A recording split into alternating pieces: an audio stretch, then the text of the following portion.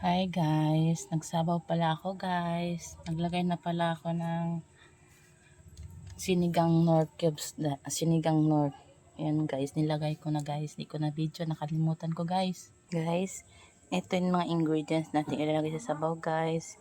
Luya, kamatis, sibuyas, ah, pepper, pati bayabas guys. Maraming nagtataka bakit bayabas ang ilalagay ko guys. Hindi yata sila nakatikip pa ng iba guys ng sabaw ganyan.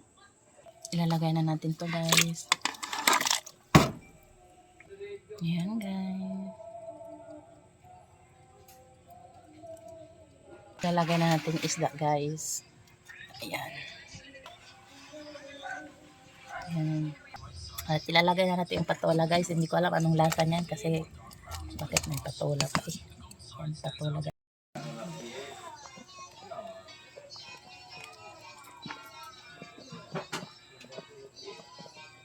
Tikman natin guys.